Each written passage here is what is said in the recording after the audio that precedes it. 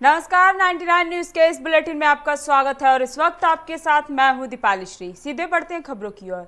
Armenia और Azerbaijan के बीच बीते दिनों से भीषण जंग जारी है। इस जंग के दूसरे दिन करीब 21 लोग मारे गए हैं। ये जंग विवादित क्षेत्र नागोर्नो और काराबाख पर कब्जे को लेकर हो रही है। 2016 के बाद दोनों देशों के बीच हुई ये सबसे भीषण लड़ाई भी बताई जा रही है। दोनों पक्षों का आरोप है कि वह हमले के लिए तोपखाने का जमकर इस्तेमाल कर रहे हैं। आर्मेनिया का आरोप है कि अजरबैजान को हमला करने में तुर्की मदद कर रहा है। इस मुद्दे पर रूस ने भी अजरबैजान का साथ दिया है और कहा है कि तुर्की ने करीब 4,000 सीरियाई लड़ाकू को इस युद्ध में शामिल होने के लिए अजरबैजान भेजा है। यह बात आर्मेनिया में मौजूद रूस के राजदूत ने कही है।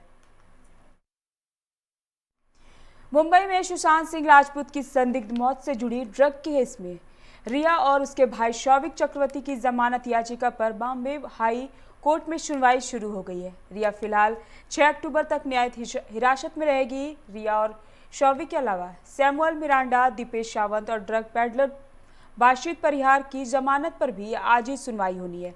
मामले में ड्रग एंकल की जांच कर रही नारकोटिक्स कंट्रोल ब्यूरो अब तक 18 से ज्यादा लोगों को गिरफ्तार कर चुकी है। विधानसभा चुनाव को लेकर विपक्षी महागठबंधन से जुड़ी यह बड़ी खबर है। राष्ट्रीय जनता दल, कांग्रेस व अन्य घटक दलों के बीच सीट शेयरिंग पर बातचीत अंतिम चरण में है। अगर सब कुछ सामान्य रहा तो सीटों की घोषणा 1 सप्ताह के अंदर 2 अक्टूबर या उसके बाद कभी भी हो सकती है।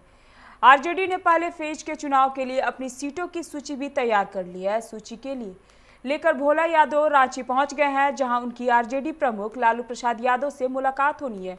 माना जा रहा है कि इसके बाद आरजेडी अपनी पहली सूची जल्द जारी कर सकते हैं। उम्मीदवारों के नाम तय हो चुके हैं। दुनिया में सबसे तेजी से कोरोना संक्रमण भारत में ही फैल रहा है, लेकिन शायद अब पहले जितना घातक नहीं रहा, क्योंकि नए संक्रमण से ज्यादा ठीक होने वाले लोगों की संख्या बढ़ रही है।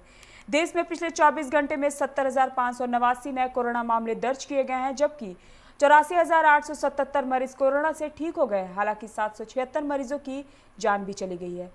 इससे पहले पिछले 26 दिनों से लगातार हर दिन 1,000 से ज्यादा लोगों की कोरोना से मौत हो रही है। स्वास्थ्य मंत्रालय के ताजा आंकड़ों के अनुसार देश में अब कुल कोरोना संक्रमितों की संख्या 61,45,000 हो गई है। इनमें से 96,318 लोगों की मौत हो चुकी है। एक्टिव केस की संख्या घटकर 9,47,000 हो गई है और 51,01,000 लोग ठीक भी हो चुके हैं। झारखंड में 24 घंटे में 82,743 सैंपल की जांच हुई, जिनमें 1,508 नए पॉजिटिव मिले, यानी 100 लोगों में 1.82% लोग संक्रमित मिले हैं। इधर 1,806 संक्रमित स्वस्थ भी हुए, पर 9 मरीजों की मौत भी हो गई है। इसके साथ ही राज्य में कोविड-19 से मरने वालों की संख्या 688 हो चुकी है। मृतकों में जमशेदपुर के 4, रांची के 2 तथा गढ़वा, गिरिडीह व पश्चिम सिंहभूम के एक संक्रमित शामिल हैं। वहीं राज्य में अब तक 81,417 कोरोना संक्रमित मिल चुके हैं, जिनमें 68,603 स्वस्थ भी हुए हैं। इस समय एक्टिव केस 12,126 है। आरएसएस के अनुषंगिक संगठन एकल अभियान से जुड़कर 1,500 आदिवासी युवतियां झारखंड सहित पूरे देश में घूम घूम कर सांस्कृतिक चेतना जगाने और धर्मांतरण रोकने के अभियान में जुटी हुई है। प्रशिक्षण प्राप्त ये युवतियां गांव में जाकर लोगों को राम कथा व भागवत कथा सुनाकर लोगों को सनातन धर्म के प्राचीन और समृद्ध ज्ञान से अवगत करा रही है। इस काम में 1,500 कथा वाचक लगी है। इसमें अधिकतर सुदूर ग्रामीण इलाकों के रहने वाली युवतियां हैं। एकल अभियान के संस्थापक व आरएसएस के वरिष्ठ प्रचारक श्याम जी गुप्त की प्रेरणा से इस अभियान की शुरुआत 1995 में हरि कथा योजना नाम से झारखंड से की गई थी। धीरे धीरे इस अभियान से झारखंड, बिहार, छत्तीसगढ़, उड़ीसा सहित कई राज्यों के गांव की लड़कियां जुड़ने लगी और कथा कहने के लिए प्रशिक्षण प्राप्त करने लगी। वर्तमान समय में 3,000 कथावाचक गांव में जाकर कथा कहने का काम कर रहे हैं। राज्य की 2 विधानसभा सीटों दुमका और बेरमो पर उपचुनाव की घोषणा मंगलवार को हो सकती है। भारत निर्वाचन आयोग में मंगलवार को झारखंड की इन 2 सीटों के साथ 64 विधानसभा सीटों और लोकसभा की 1 सीट पर होने वाले उपचुनाव को लेकर बैठनी होनी है। संभावना जताई जा रही है कि बैठक के बाद उपचुनाव की घोषणा हो सकती है। पहले माना जा रहा था कि बिहार चुनाव की घोषणा के साथ ही इन दोनों सीटों पर उपचुनाव की घोषणा कर दी जाएगी, लेकिन ऐसा नहीं हुआ। आयोग द्वारा कहा गया कि मंगलवार को बैठक के बाद उपचुनाव की घोषणा की जाएगी। बिहार में विधानसभा चुनाव की घोषणा होते ही झारखंड से सटे बिहार की सीमा पर सख्ती तेजी की जा रही है। बिहार से सटे राज्य के जिले गढ़वा, पलामू, चतरा, हजारीबाग, कोडरमा, गिरिडीह, देवघर, दुमका, गोड्डा और साहिबगंज जिले में अलर्ट जारी है। क्षेत्र में विशेष ड्राइव चलाया जा रहा है। दोनों राज्यों की पुलिस से समेकित प्लान बनाया है ताकि चुनाव के दौरान विधि व्यवस्था प्रभावित न हो। योजना बनाई गई है कि चोरी चुपके हो रही शराब व ड्रग्स की तस्करी को रोकने के लिए दोनों राज्यों की पुलिस संयुक्त रूप से ठोस अभियान चलाएगी। वक्त तो चला एक छोटे से ब्रेक का, मिलते हैं ब्रेक के बाद। Pravesh from the house of Tata Steel brings to you a wide range of doors and windows equipped with the strength of steel and graced with the elegance of wood. These environment-friendly residential and commercial doors and windows are termite and fire resistant, weatherproof, maintenance-free and provide optimum security with greater durability. That's not it. They come with the convenience of free delivery and installation with 5 years warranty. Know more on www.tatapravesh.com or call 1800-4199-200. So, choose to stay secure. Choose Tata Pravesh Doors and Windows. Authorised distributor Shri Ram sales, GT road, Govindpur, Dhanbad. आप इस number पर संपर्क कर सकते हैं 7004709213 9534400091। Hey, I'm sexy Mr. Brown, a prince who's just been crowned. I can brighten up your day, 'cause I'm so sunny. Hey, I'm sexy Mr. Brown, heading out to town. You can hate me all the way, 'cause I got my honey. And that's not funny, my honey makes me sing all night.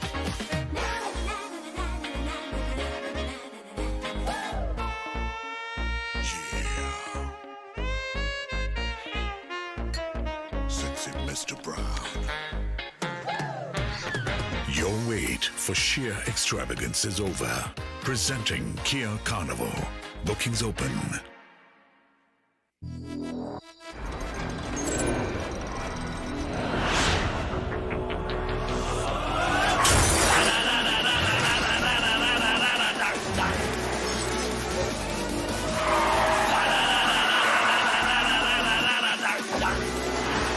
Gonna blow funny up over room. I go into your song. Can you catch me? No. Can you match me? No. Make मुझे album the wrongs.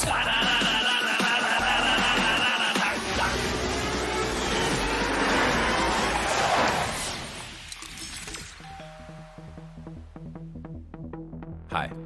You're early. I know. XUV 300. Authorised dealer model fuels, Dhanbad, Bokaro, Giridih. आप इस number पर संपर्क कर सकते हैं 8929207235, 8929207236, 97111355। Break के बाद आप लोग का स्वागत है। चलिए बढ़ते हैं अगली खबर की ओर। धनसार थाना क्षेत्र के गांधीनगर हल्दीपट्टी में मंगलवार की सुबह एक विवाहिता का शव उसके घर से बरामद किया गया। शव पर कई चोट के निशान मिले हैं। मौके पर पहुंची पुलिस ने शव को कब्जे में कर जांच में जुट गई है। पुलिस ने मौके से एक चाकू भी बरामद किया है। हत्या का शव मृतिका के पति पर है। स्थानीय लोगों ने बताया कि देवेंद्र प्रसाद वर्मा अपनी पत्नी पिंकी देवी और 2 बच्चों के साथ किराए के मकान में रहता था। दोनों के बीच अक्सर झगड़ा होता था। मंगलवार की सुबह पड़ोसी ने देखा कि घर के पास पिंकी देवी का शव पड़ा हुआ है, जिसके बाद मौके पर लोगों की भारी भीड़ जुट गई। बताया जाता है कि मृतिका पिंकी देवी का पति देवेंद्र प्रसाद वर्मा पास के ही जोड़ा फाटक स्थित मिक्सचर फैक्ट्री में काम करता था।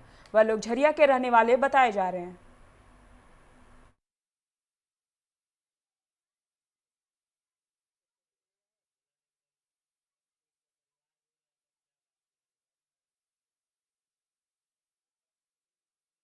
देख रहे हैं कोई सुन ही नहीं रहा, तो जरा सा आगे बढ़ के देखे तो खुला हुआ था। हाँ। मतलब गिरी पड़ी हुई थी, तो वही हल्ला हो गया पूरा कि भाई ऐसे ऐसे मतलब कांड हो गया है। अच्छा, किससे आरोप लग रहा है? पति है और कौन होगा? और तो कोई रहता। क्या नाम था पति का? देवेंद्र प्रसाद वर्मा। को उसका हस्बैंड मार दिया। इसी सूचना में हम लोग आए और देखे लड़के को माथा में काफ़ी चोट है और इसका हस्बैंड कहीं भाग गया। तो प्रथम दृष्टया से पता चल रहा है कि चाकू से, धारदार हथियार चाकू से उसको मार के हत्या करके वो भागे। वो लड़का जो है उसका नाम देवेंद्र प्रसाद वर्मा, ये इसका हस्बैंड था। जैसे उसको परिवार वाला बता रहा है कि सर उसको आदमी हमेशा मारपीट करता था। निरसा के कुमार दुबे सुलीबाड़ी मुंडा धौड़ा में अवैध शराब के खिलाफ अभियान चलाते हुए उत्पाद विभाग व कुमार दुबे पुलिस ने संयुक्त छापेमारी की, जिसमें 50 गैलन से अधिक जावा महुआ व महुआ शराब को नष्ट किया गया। मौके से डेगची व शराब बनाने के अन्य सामान को जब्त किया गया है। पुलिस के इस कार्रवाई से शराब व्यवसायियों में हड़कंप मचा हुआ है।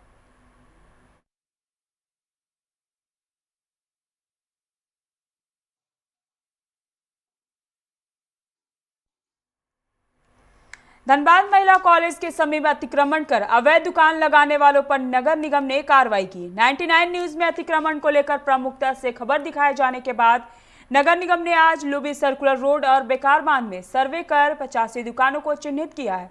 इसके बाद चिन्हित सभी दुकानों को अतिक्रमण मुक्त कराने के लिए एसीएम को लिस्ट सौंपा गया। जिला प्रशासन जल्द ही इन दुकानों को खाली कराने में जुटी हुई है।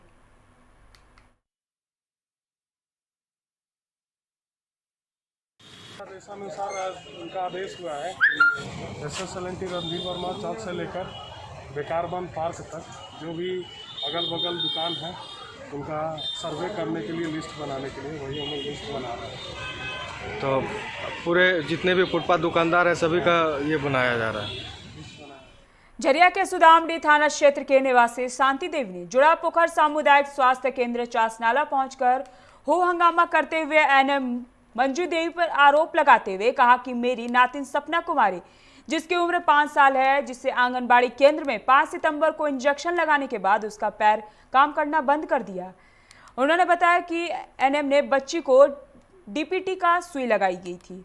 उसी दिन से मेरी नातिन चलना फिरना बंद कर दिया है। इसकी शिकायत चासनाला स्वास्थ्य केंद्र के प्रभारी चिकित्सा पदाधिकारी डॉक्टर सुनील कुमार से की गई है। स्वास्थ्य विभाग इसकी जाँच कर रही है।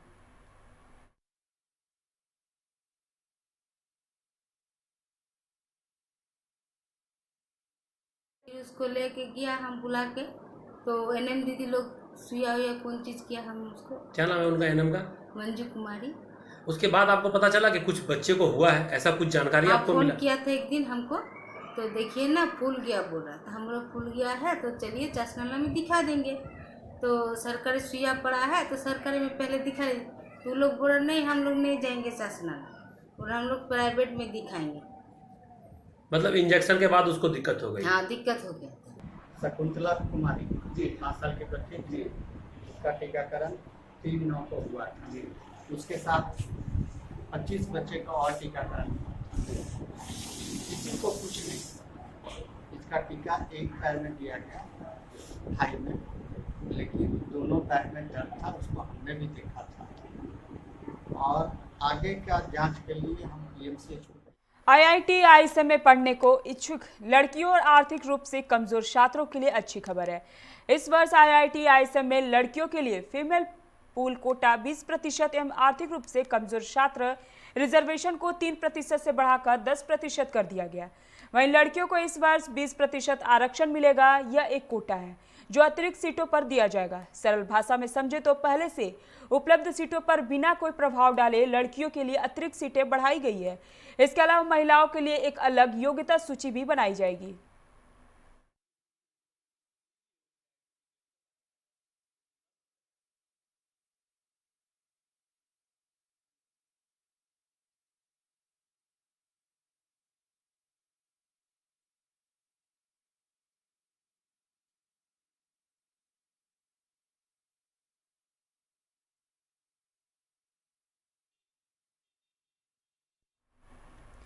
कृषि बिल के विरोध में आज जेएमएम कार्यकर्ताओं ने धनबाद के गांधी सेवा सदन में 1 दिवसीय धारण देते हुए केंद्र सरकार के खिलाफ जमकर नारेबाजी की और किसान बिल को वापस करने की मांग की।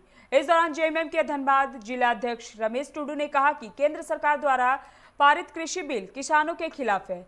इससे व्यापारियों को लाभ होगा और किसानों को सही मूल्य नहीं मिलेगा।